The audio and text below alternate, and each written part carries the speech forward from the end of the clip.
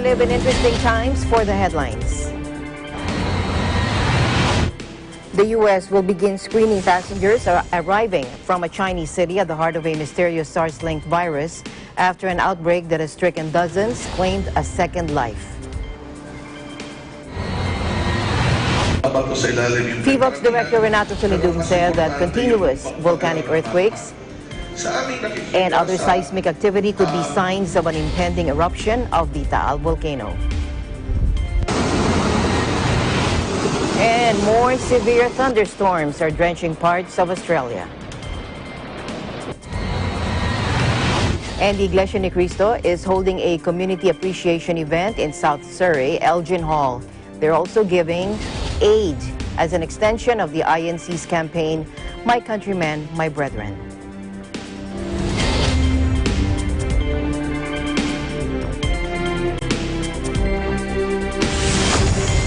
I'm Alma Angeles, wherever you're watching from around the world. Thank you very much for joining us, and now to the news.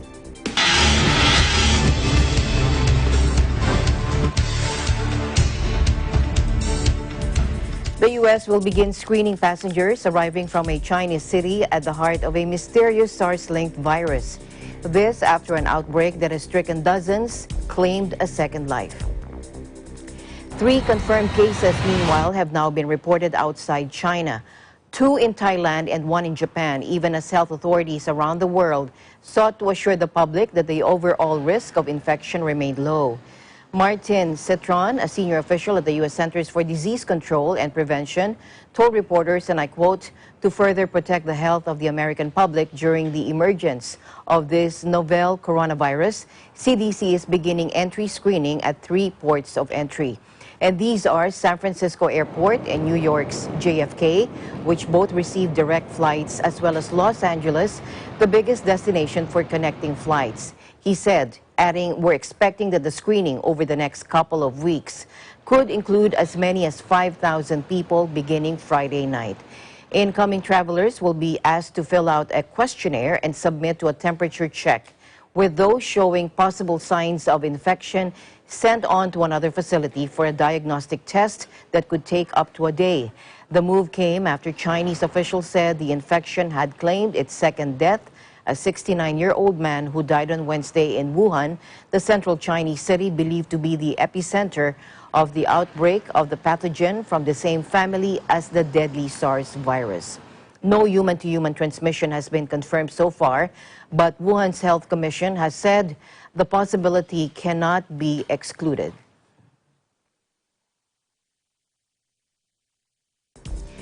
Meanwhile, the true scale of the outbreak of a mysterious SARS-like virus in China is likely far bigger than officially reported.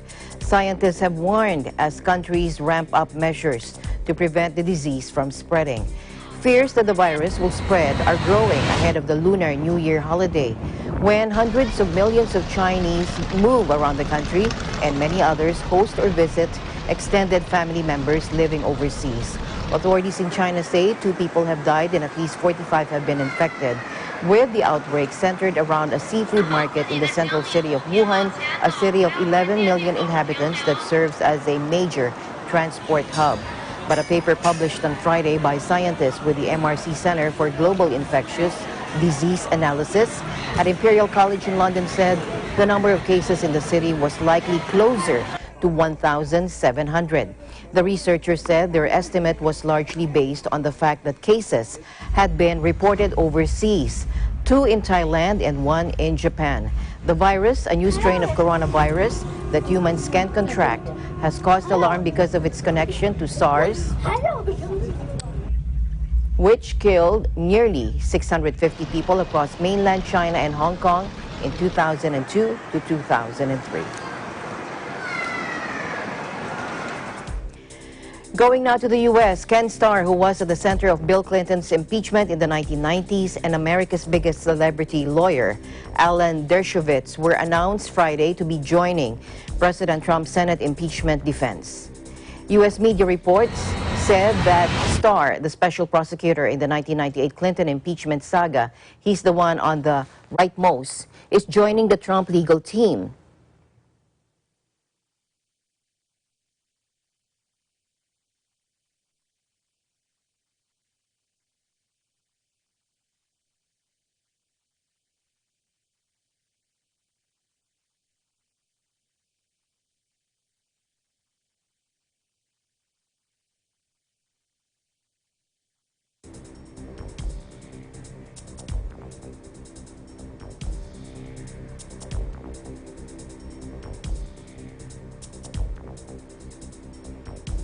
He is a hero to many on the right, even if Clinton ultimately was acquitted in the Senate. No less controversial is the choice of Dershowitz, whose past clients include disgraced financier Jeffrey Epstein, as well as film director Roman Polanski and former heavyweight boxing champion Mike Tyson, both embroiled in notorious rape cases. Dershowitz himself has been accused of being a witness and participant in Epstein's sex crimes, allegations he strenuously denies. Dershowitz's most famous case was the successful defense of former NFL star O.J. Simpson, whose televised 1995 murder trial riveted the nation. In the Senate, Dershowitz, who teaches at Harvard University, says he'll be pursuing loftier matters. In a post on Twitter on Friday, Dershowitz said he would present oral arguments at the Senate trial to address the constitutional arguments against impeachment and removal. Robert Ray, meanwhile, is another figure from the investigations into Clinton that rocked Washington in the 1990s. Now, the administration has yet to unveil the full team, but confirmed that White House counsel Pat Cipollone will be lead lawyer, backed by President Trump's personal attorney, Jay Sekulow.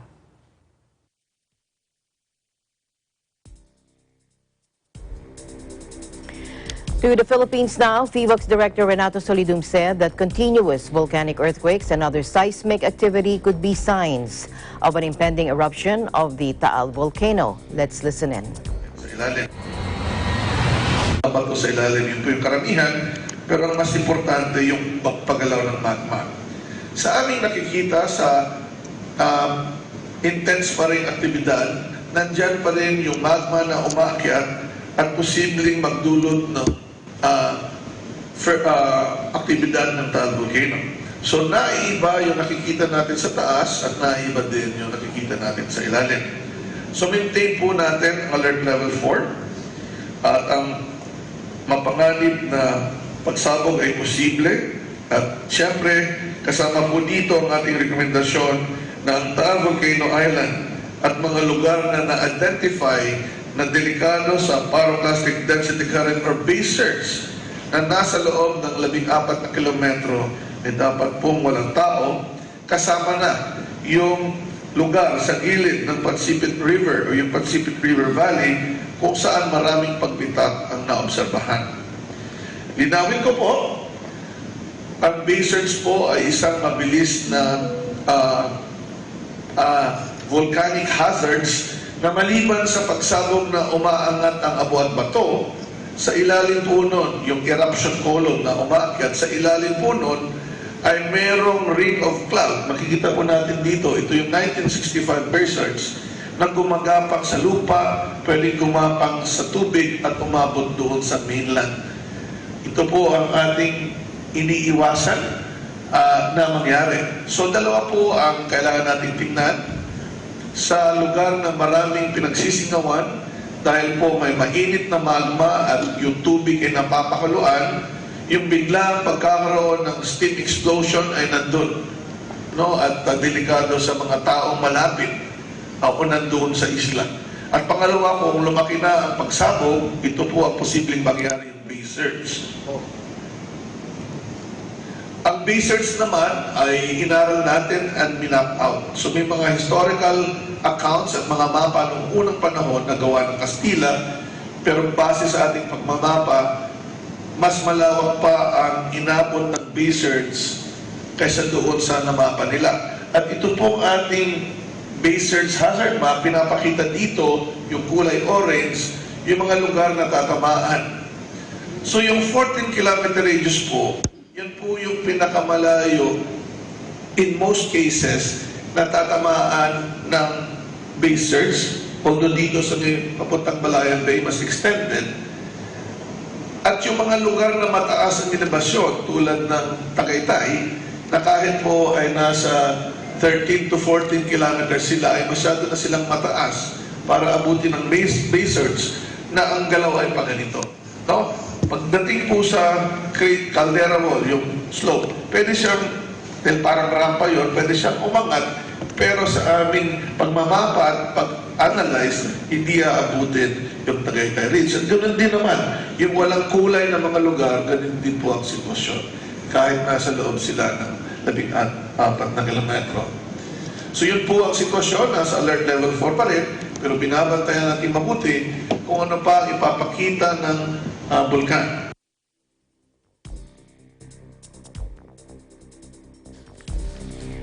Meanwhile, South Korea on Friday donated $200,000 or approximately 10 million pesos to the Philippines for the 45,000 evacuees displaced in last Sunday's Taal volcano eruption. Korean Ambassador Han Dong-man handed the check to Senator Richard Gordon, chairman of the Philippine Red Cross, at the PRC Tower in Mandaluyong City. In a media statement, Han said the money is South Korea's humanitarian assistance for affected individuals of the Taal volcano eruption. Thousands of evacuees who fled their homes are currently staying in various shelters in Batangas. The South Korean government has been providing humanitarian aid to the Philippines through the PRC to assist communities affected by various natural disasters that hit the country the past few years, such as the eruption of Mayon Volcano in February 2018, Typhoon Ompong in September 2018, and the earthquake in Mindanao in October of 2019. It also provided assistance for civilians displaced by the conflict in Marawi City in July of 2017.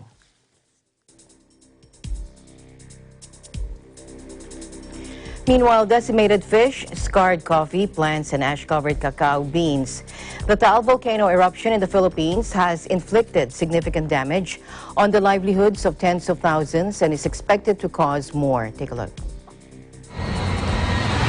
Sa bulkan, ang aming isda ay kundi nakakalpas, mayroong namatay. Ay malaki na lugi sa aming pinas, sir, dahil halos ubos ang aming alagang isda. Malaki yung epekto sa amin dahil makita mo naman ang namin. Ang bahay namin sira. Hindi makahanap buhay na maayos. Ay sa isa pa ay gaytong kuan, hindi man papayagan kami na lumabas o maglako ng isda. Wala, siyempre matatakot din ang mga taong bibintahan namin. So it takes 2 years po para bumalik at bumangon ulit ang mga farmers dun sa mga kinabubuhay nila. So mahirap po para sa mga farmers na yung kanilang ipinundar ay ganun lang din kabilis mawawala. PHIVOLCS on Saturday morning said that continuous volcanic earthquakes and other seismic activity could be signs of an impending eruption of the volcano. Since the volcano's steam-driven eruption on Sunday afternoon, a total of 666 volcanic earthquakes were recorded by the Philippine Seismic Network.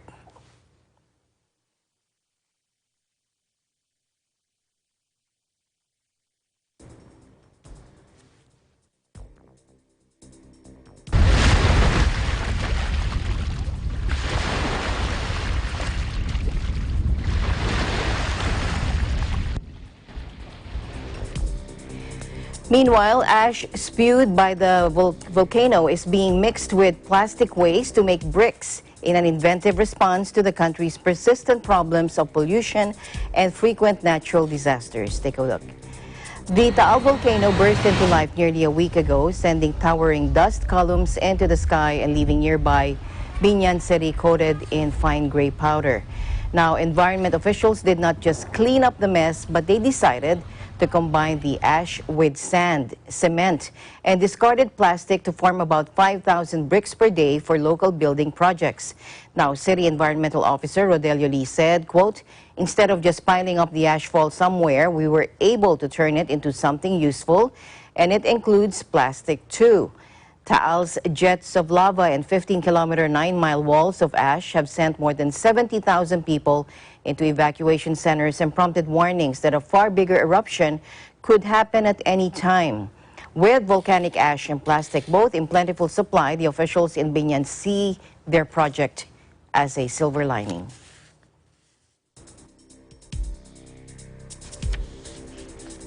To Australia now, more severe thunderstorms are drenching parts of Australia.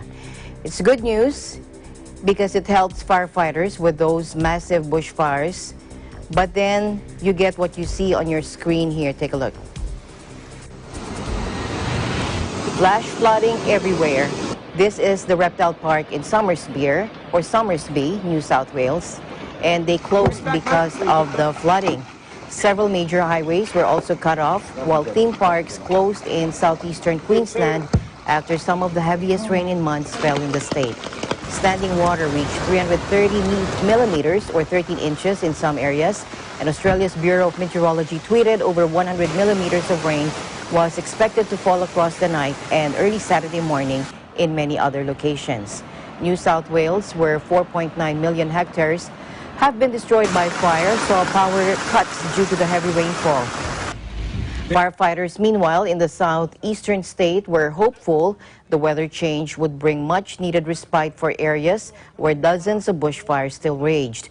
The Rural Fire Service said Saturday it was continuing to make the most of benign conditions to contain the 75 bushfires, of which 25 are still to be contained. The Fire Service also noted that some parts of the state had yet to receive any moisture, particularly in the far south coast.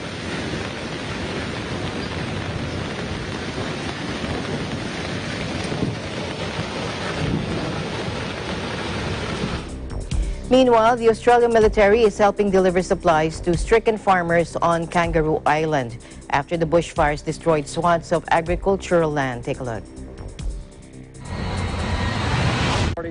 And we're going to be here for as long as both the Defence Force is directed us to do so, and also the community need is there. It's a long road ahead. There's a lot of work to do yet. In many cases, as I've walked and moved around Kangaroo Island, I've seen the level of destruction which is still surprising me now. There's a lot of farmers who are in distress. A lot of community members are suffering. Some families have lost everything, and they're struggling to find out where they can move forward from here. So in addition to things like water, distribution of hay, teams that can help mend their fence lines and the like, I've also brought specialists to help with the mental health trauma, the medical issues that might arise, and all sorts of other specialists, including some of the vets, the Australian Defence Force vets, to help out with the care and recovery of the wildlife as they've been brought in from some of the damaged areas. Kangaroo Island's agriculture industry is worth 150 million Australian dollars, and farming is the island's biggest employer. Australia is reeling from bushfires that since September have claimed 28 lives, including 2 on Kangaroo Island, and razed 10 million hectares of land, an area larger than South Korea or Portugal.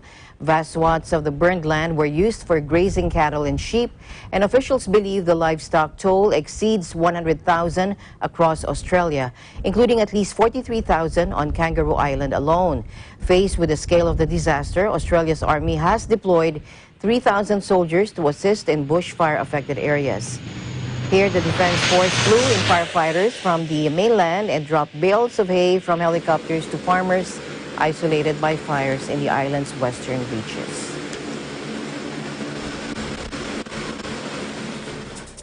Meanwhile, Tropical Cyclone Tino strengthened to a Category 3 storm Saturday as it closed in on Tonga after battering Fiji, where 2 people were missing and more than 3,000 fled to shelters. Now, the Fiji Meteorological Service said the wind gusts from Tino had increased to 180 kilometers per hour, that is 110 miles per hour, and would likely have its biggest impact in the northern areas of Tonga when it hits overnight. The Pacific Kingdom is still recovering from the devastation of Cyclone Tino 2 years ago, which caused widespread devastation, destroying houses and crops. In Fiji, the National Disaster Management Office said 3,115 sought emergency shelter at the height of the storm, but most had since returned home with damage not as severe as first feared. The island of Tavini, with a population of around 19,000 people, was without power. Police, meanwhile, continued the search for a father and his daughter who were swept away when they tried to cross a swollen river on Thursday evening, and said there were no other casualties.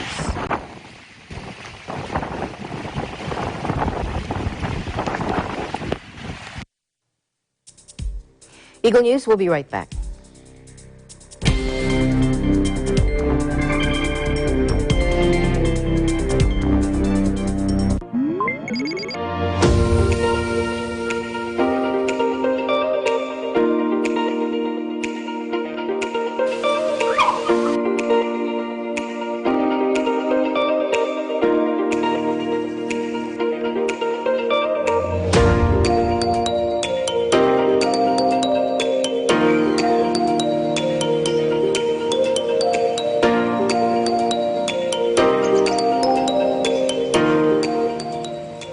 visiting the Philippines, Manila or Quezon City is a popular destination. But oftentimes the hustle and bustle of the city can be more stressful on your vacation. So when you feel the need to reconnect to nature or relax again, there's a beautiful oasis just outside of the city called the Garden at Ciudad de Victoria.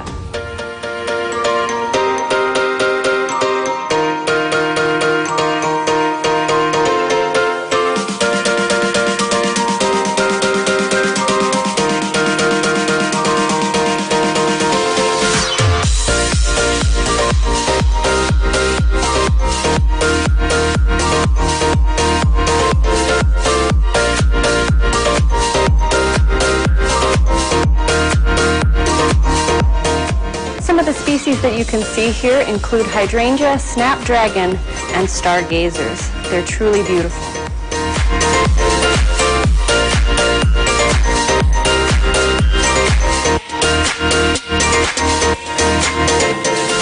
The gardens at Ciudad de Victoria are so peaceful, tranquil, and beautiful that it's become a haven for young couples and a very popular venue for engagement photos.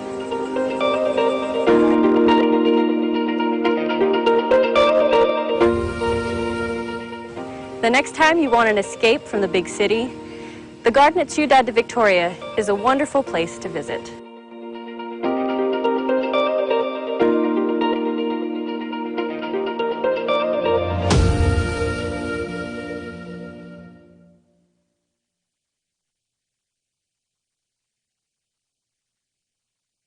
Innovation, digital disruption, globalization. Startups, micro, small, and medium enterprises, as well as large corporations, all face interesting challenges in the market today. Peek into the world of exciting opportunities and partnerships to drive growth with the latest business news and information. We are open for business. Join the conversations to create a more vibrant environment for entrepreneurship. Catch Open for Business every Saturday from 5 to 6 p.m. Open for Business, from vision to action. Landmarks, Linggo, alas 6 hanggang alas 7 ng gabi.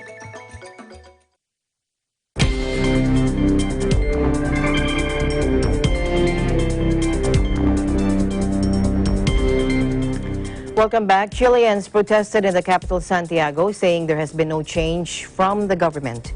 The latest demonstration comes after Chile's President Sebastián Piñera announced plans to reform the country's pension system, a key measure aimed at easing the crisis. Take a look. President Piñera said he will send a bill to Congress this week that proposes a gradual increase of mandatory contributions from 10 to 16%, with employers contributing the increase. The move will mainly benefit women, middle class, and older adults with severe dependence, President Piñera said in the address. The 2018 proposal to raise pensions by 4% was rejected as insufficient. The new measures seek to improve the plight of cash-strapped Chilean pensioners who on average receive pensions equivalent to between 30 and 40% of their final salary. The majority of pensioners have to live on around $400 a month in retirement, below the minimum wage. One of the key demands of protesters was reform of the pension system, managed for-profit pension fund administrators. President Piñera said that the reform would increase pensions by around $91 a month for women, about $73 for male pensioners. In the midst of the crisis in early December, Congress passed a bill proposed by President Piñera to gradually increase minimum pensions by 50%.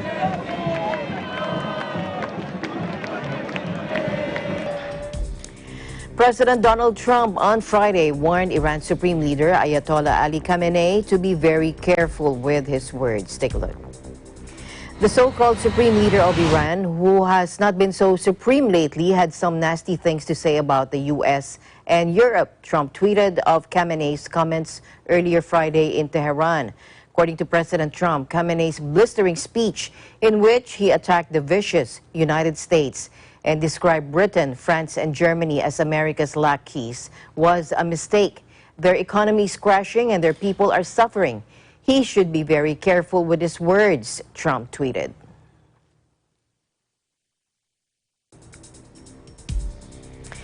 Prime Minister Justin Trudeau pledges interim funds for families of the Canadian victims of the Ukrainian plane which crashed shortly after takeoff from Tehran, adding that he ultimately expects Iran to offer full compensation. Let's listen in. As a first step, the government will give families of the victims who are Canadian citizens or permanent residents $25,000 per victim to assist with their immediate needs, such as funeral arrangements and travel. This is a unique and unprecedented situation because of the international sanctions placed on Iran and the difficulties that that imposes on these families. We expect Iran to compensate these families. Canada continues to call for a thorough and credible investigation into last week's tragedy.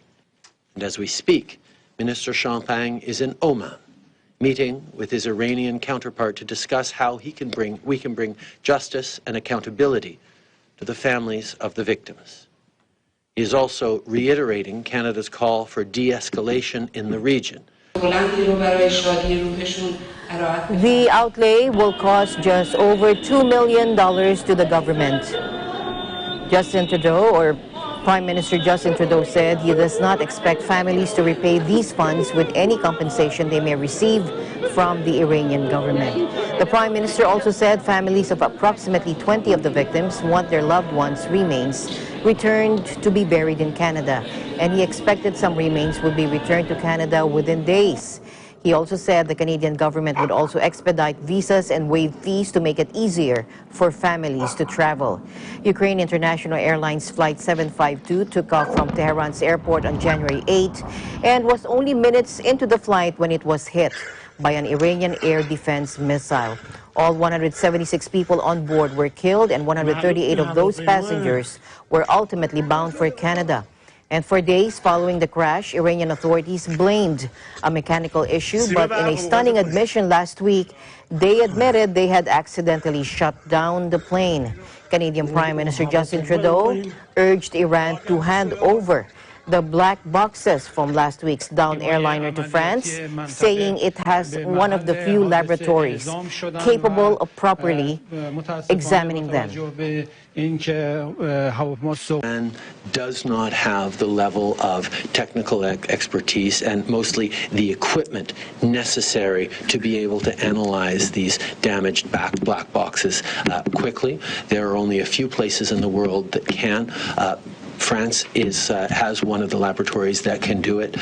There is a beginning of a consensus that the French have certainly offered to do it, that would be the right place to send those black boxes to get proper information from them in a rapid way. And that is what we are encouraging the Iranian authorities to agree to.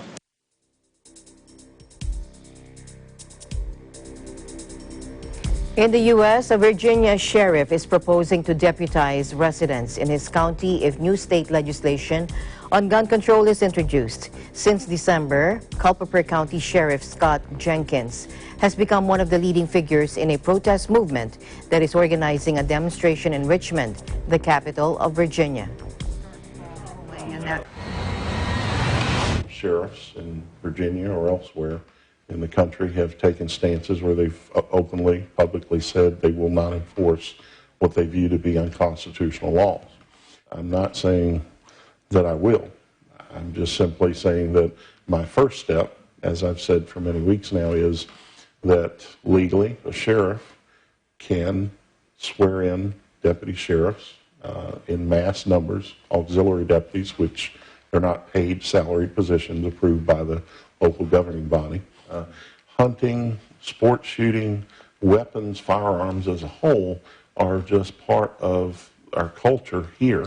And I hope it's something that people with an open mind can look at who are writing these laws and look at it from a different perspective than just their own personal experience in life. The Second Amendment, which states that the right of the people to keep and bear arms shall not be infringed, has proved controversial over the years and has been subject to many different interpretations. The Supreme Court has ruled that individuals have the right to keep firearms in their households, but left it to the states to determine how the weapons could be transported.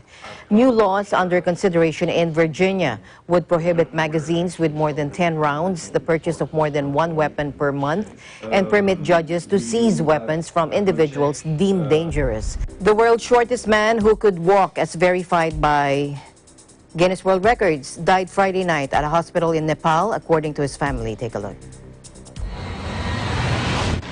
Kagendra Tapanagar, Magar, who measured 67.08 centimeters, or 2 feet and 41 inches, died of pneumonia at a hospital in Pokhara, 200 kilometers from Kathmandu, where he lived with his parents.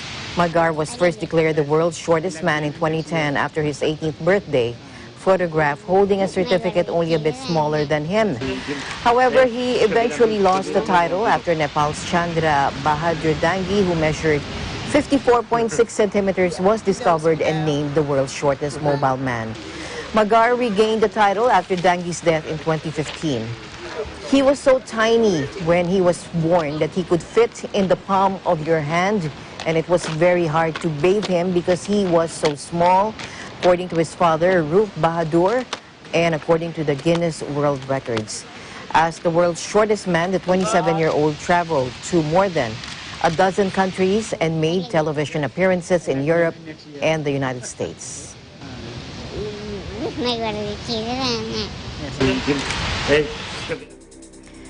A Spanish court has sentenced a former top banker to 18 months in jail for trying to smuggle a Picasso painting deemed a national treasure out of the country on a sailing yacht. Take a look. The court also fined ex-Bankinter head Jamie Bottin 52.4 million euros, according to the Madrid court ruling issued on January 14, which was made public on Thursday. It awarded ownership of the work, head of a young girl, to the Spanish state. Bottin, 83, is unlikely to go to prison, as in Spain, first offenders for non-violent crimes are usually spared jail time for sentences of less than 2 years. French customs seized the work, which is estimated to be worth 26 million euros in July 2015 on the Mediterranean island of Corsica, halting what they said was an attempt by Bottin to export it to Switzerland to sell it. His lawyers argued at the time that he was sending it for storage in a vault in Geneva, but the court found him guilty of smuggling cultural goods for removing the painting from national territory without a permit.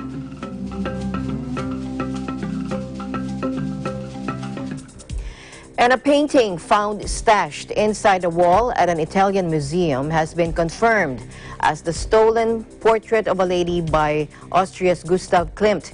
Prosecutors said on Friday, 2 decades after the artwork went missing. Take a look. The century-old painting was discovered concealed in an external wall by gardeners at the Ricci Audi Gallery of Modern Art in Piacenza, northeast Italy last month. Now, in December, the gardeners, removing ivy from a wall, found a small ventilation space and discovered the painting inside without a frame and wrapped in a black garbage bag. Now, the ivy covering the space had not been cut back for almost a decade. The museum estimates that the 55 by 65 centimeter or 21 by 26 inch expressionist work could be worth between 60 and 100 million euros, but notes the difficulty in estimating the work as it has never been sold on the market. It is with no small emotion that I can tell you the work is authentic, according to prosecutor Ornelia Chica.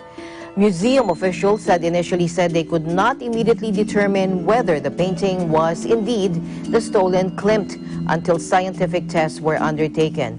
Painted in 1916 to 1917, the expressionist work depicts the face and torso of a young woman with brown hair over an emerald green background. The painting went missing in February of 1997 while the museum was closed for work.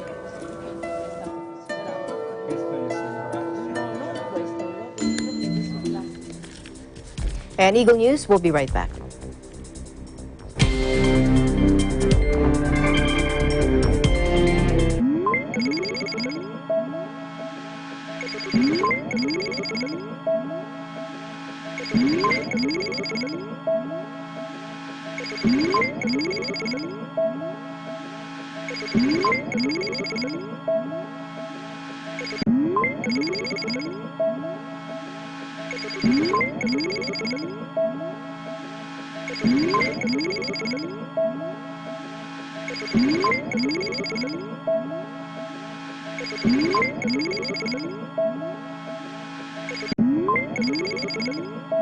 Bang makapagsulat ng sarili mong kwento? Pangarap mo ba na maging direktor ng isang pelikula? O pangarap mo na maging isang artista? Let's make it real! Sali na sa aming workshops. Scriptwriting, directing, and acting. Ipakita ang talento sa gagawing guerrilla filmmaking at magkaroon ng pagkakataong manalo sa ating awards night. Kasama ang internationally acclaimed director, Direk Carlo Ortega Cuevas. ABC Films, make it real! Malapit na!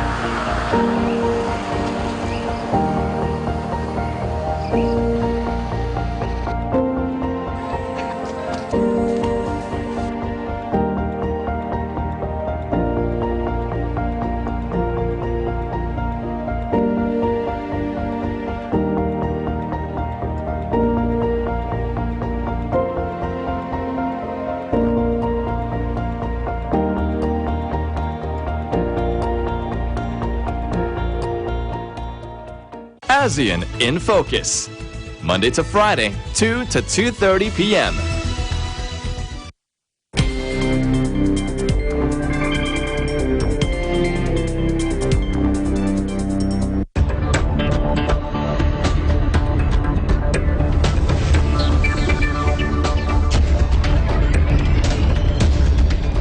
Welcome back. The global economy has suffered a significant slowdown amid prolonged trade disputes and wide-ranging policy uncertainties. While a slight uptick in economic activity is forecast for 2020, the World Economic Situation and Prospects 2020 warns that economic risks remain strongly tilted to the downside, aggravated by deepening political polarization and increasing skepticism over the benefits of multilateralism. This year's WESP conveys a sobering message on the state of the global economy. In an environment of prolonged trade disputes and high policy uncertainty, the global economy slowed to its lowest growth rate in a decade. The world continues to face a host of risks and uncertainties, including trade tensions, escalating geopolitical conflicts, elevated levels of debt, as well as increasing climate risks. The risks of a further deterioration in the economic situation are high. Prolonged weakness in global economic activity may cause significant setbacks to the prospects for sustainable development, including the goals of eradicating poverty and creating decent jobs for all. Already, we see that the number of people living in extreme poverty has been rising again in parts of Africa, Latin America, and Western Asia. Amid growing discontent over a lack of inclusive growth, calls for change are widespread across the globe. This year's WESP includes a special chapter on energy transition and the global economy. It underlines that the only way to decisively break the link between greenhouse gas emissions and economic activity is to move away from burning fossil fuels. Without a significant change in the energy mix, the goals of reaching net zero emissions by 2050 will be missed, and by a large margin.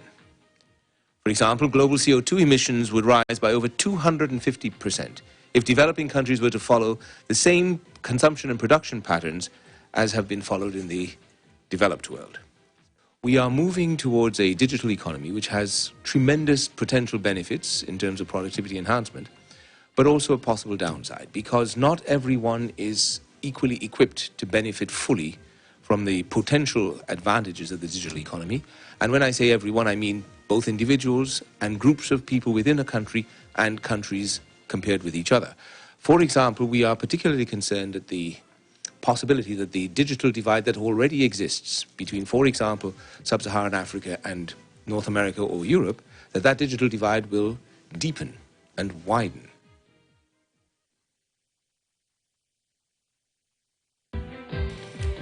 Russian President Vladimir Putin's new prime minister promised real changes as he was approved by lawmakers after the Kremlin announced sweeping reform plans. The former head of the Federal Tax Service said that he intends to build a clear system of interaction with all Russian regions, as people should already feel the real change for the better. Speaking before his approval, Prime Minister Mishustin called on Parliament to work with him to urgently enact President Putin's program.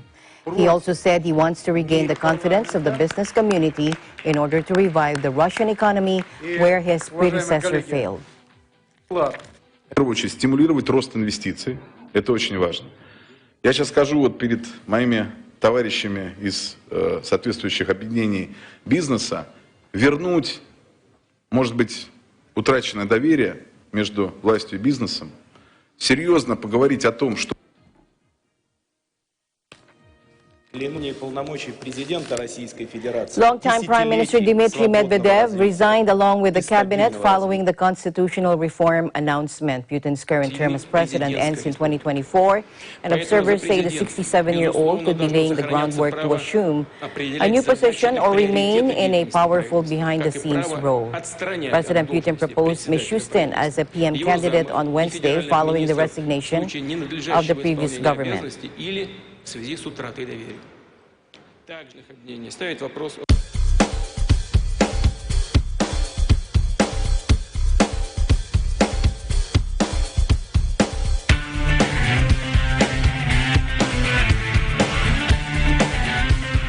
dubbed the world's first self-service VR arcade. To take us there, here's Brian Sansan at the CES 2020. Take a look.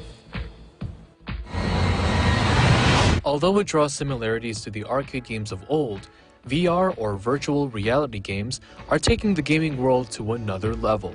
VR gaming has taken a leap in the past few decades in both popularity and innovation, but tech companies like VRLeo are pushing the boundaries for what's possible for the arcade game.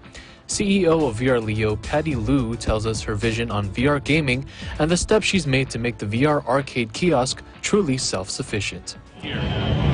VR has been in gaming for several years, but it's very, very trendy right now, and it's like a new generation. What I did is to bring the new generations to another easier steps, to make it like self-service in every location. This machine does not need any steps to help the players to play the games. They're going to be doing everything by themselves. And I have a feeling that it will be more popular than right now.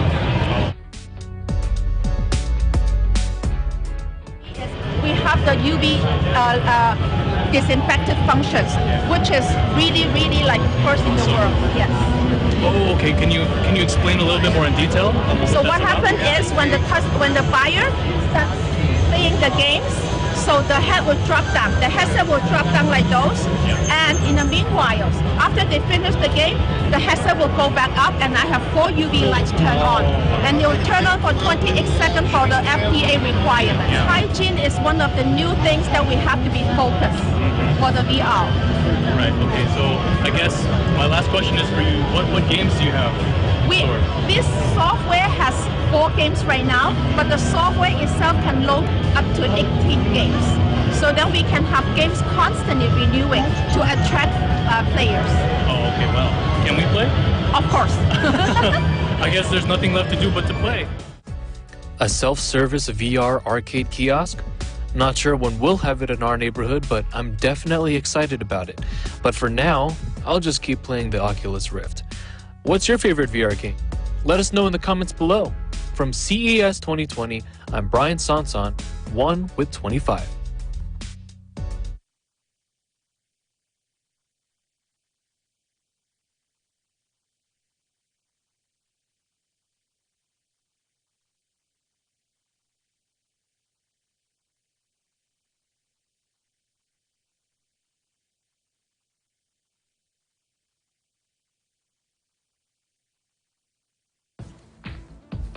And staying at the CES in Las Vegas, Lani Valtecantos takes us to the latest robots and technology in the food industry.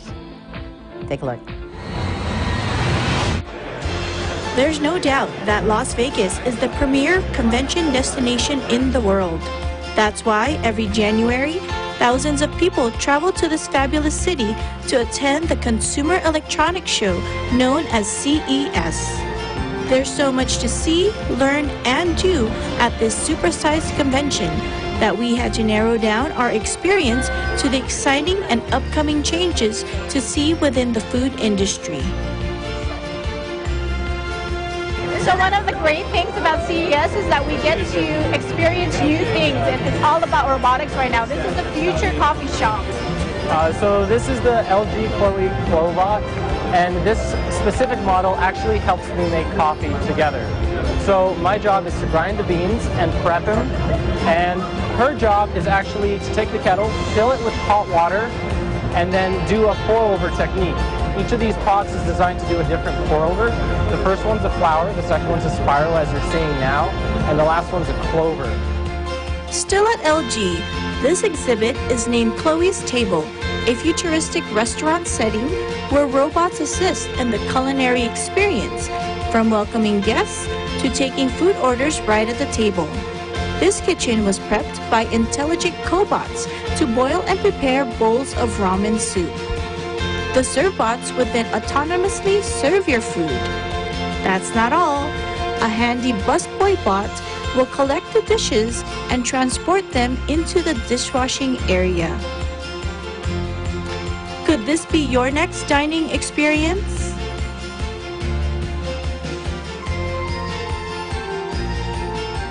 More on food. We found this portable greenhouse that allows for more healthy and natural sustainable food options. Yeah, that's real lettuce, yeah. Grown locally here. Just 3 hours away from here. Oh my goodness, and there's even corn in there. Yeah. So does that help with the whole ecosystem? Yeah, so actually the fish excrete ammonia, which is converted into nitrates for the plants. And there's bacteria in the towers that converts the waste into food for the plants. And it cleans the water. This smart greenhouse allows the users to reconnect with their food. Designed to grow fruits and vegetables in limited spaces, the technology combines the best growing techniques to minimize the carbon footprint. With plant-based food growing in popularity, we stop by Impossible Foods, where innovative food technology is used to make burger patties from plants. It's potato and soy, literally it's like 5 ingredients, potato and soy proteins, coconut oil, sunflower oil, and the trademark ingredient called heme. So hemoglobin, obviously, is what makes food taste like meat, but heme also exists in plants. So we found a way to basically extract the DNA of heme from a soy root, and then we produce it in a fermentation process. I want to know what you think. Can we get your opinion on it? Yeah.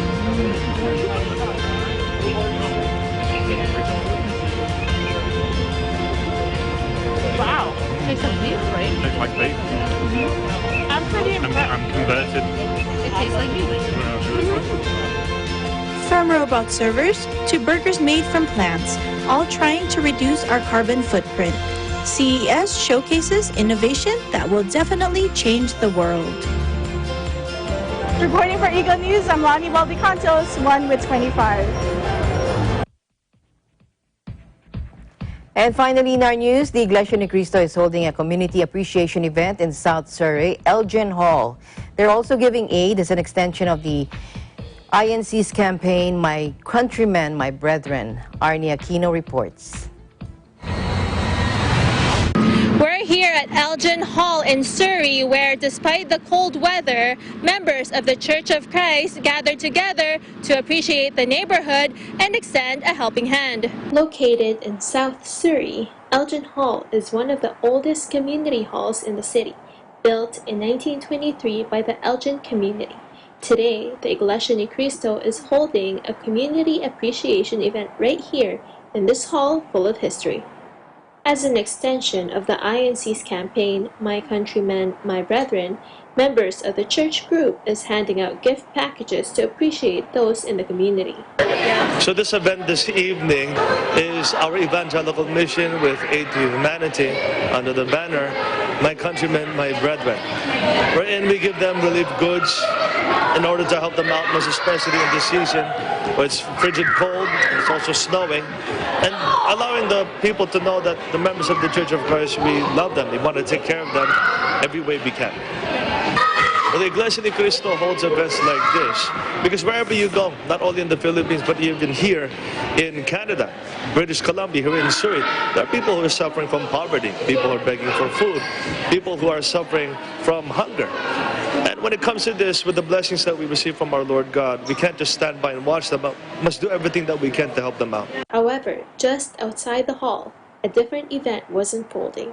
An accident caused in part by the unfavorable weather. There was a guy coming down the left lane, and he was close on the right lane. It was a Chevy pickup truck, it was like a Chevy 2500, and it was on the right lane, like over the yellow line.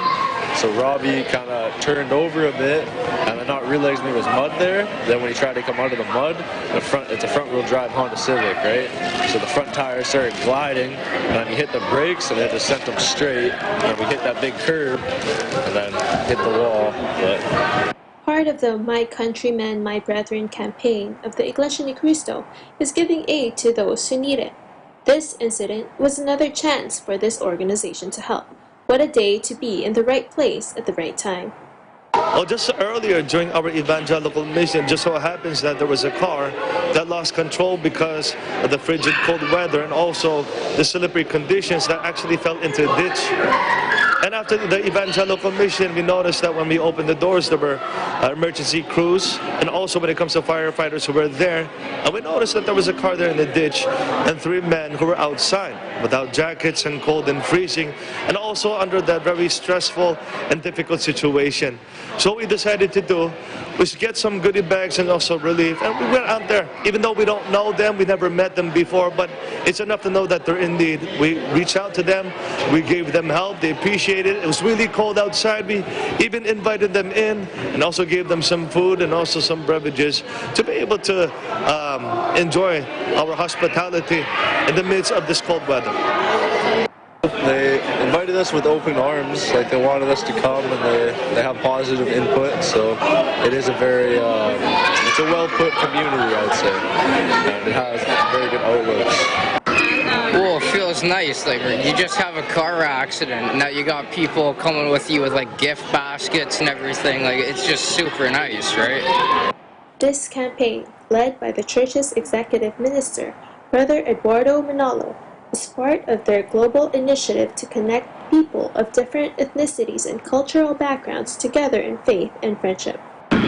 Arnie Aquino, Eagle News, 1 with 25. Thank you, Arnie, and that's the news for tonight. Join us online and here again tomorrow evening. From all of us here at Eagle News, I'm Alma Angeles, always 1 with 25. Good night.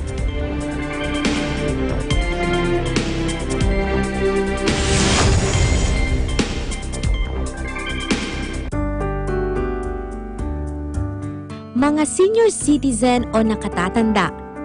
Sila yaong mga lolo at lola na kahit nasa dapit hapon